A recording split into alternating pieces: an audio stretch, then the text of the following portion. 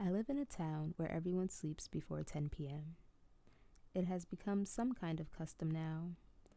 People lock their doors, turn off their lights, and crawl into bed as though their lives depend on it. Even the stray dogs vanish into silence, and the world outside becomes still. As a kid, I'd ask my parents, "Why does everyone sleep so early?" They'd always give me the same answer: "That's just the way it's always been."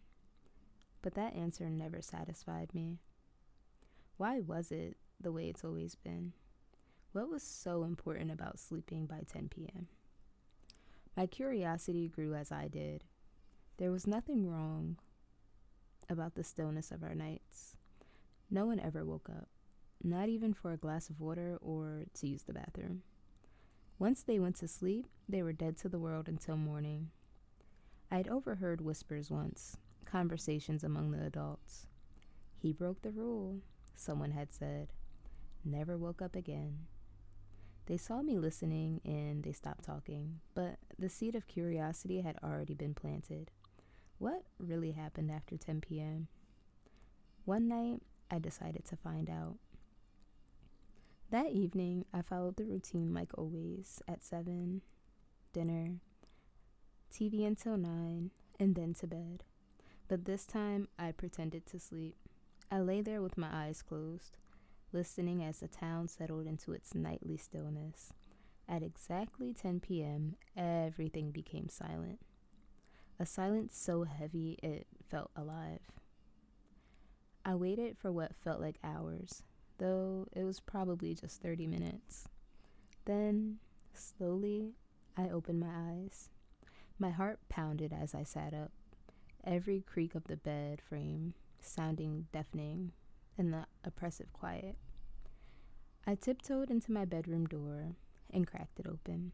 The hallway was empty. I could hear the sound of my own breathing. Slowly, I crept into my parents' room to check on them. They were fast asleep. Their faces were calm and undisturbed.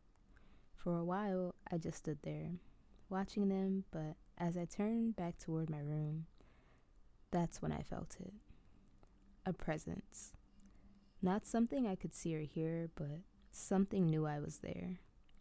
The air grew colder, pressing down on me like a heavy blanket. The hair on my arms stood up, and my instincts screamed for me to run. And then I heard it. "Why are you awake?" I froze. My mouth went dry, and my limbs felt like lead. But then I thought, it's Mom. It has to be Mom. I felt relief for a moment, but as I turned toward the voice, I noticed my parents' room. The door was still ajar. I could see them lying in bed, motionless, breathing softly, asleep. If they were asleep, then who? The voice cut through my thoughts, louder this time with anger. "Why are you not sleeping? You were supposed to be asleep." The sound was coming closer. My chest tightened as I turned the corner, and then I saw it. It wasn't my mother, not my father, not anything human. The figure was impossibly tall and thin, its skin stretched taut over its skeletal frame. Its face, or the space where a face should have been, was a void, a swirling black emptiness. "It's all your fault. You should have stayed asleep." Panic took over me and I ran. My legs felt like lead. My breath came in short gasps. But I didn't stop until the door slammed. The knocking started immediately, loud, violent, relentless. Each blow shook the door, and I pressed myself against it, tears streaming down my face. And then, just as suddenly as it started, the knocking stopped. Silence. For what felt like hours, I stood there, trembling, waiting for the next sound. When nothing came, I thought it was over. I thought I was safe. I opened the door, and that's when I realized something was wrong. The world outside wasn't the same.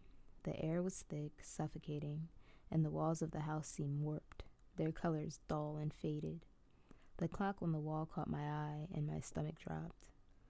The hands weren't moving. It was 10 p.m., and it always would be. I don't know how long I've been here. Days, weeks, years. Time doesn't exist anymore. Not in this place. The town is empty now. No parents, no neighbors, no life. Just me, wandering the streets searching for an escape that doesn't exist. I haven't eaten or drunk anything since that night, yet I'm not dead. I should be dead, but I'm not. My body has changed. I've grown taller, impossibly thin. My skin stretches tightly over my bones, and my reflection in broken glass reveals the truth. My face is gone, replaced by a void, a black nothingness. I don't feel human anymore. The memories of my life before are fading. I've grown angry, angrier with each passing moment, at myself, at the town, at everything. And then one day I saw something. A boy. He was small, frightened. I watched as he tiptoed down the hallway, peeking into his parents' room. The sight filled me with rage. Why are you awake? The boy froze, his eyes locking onto mine. And in that moment, I realized the truth. I wasn't watching him. I was watching myself. And now I understood. I had stayed awake, and now I was the one who ensured no one else ever would.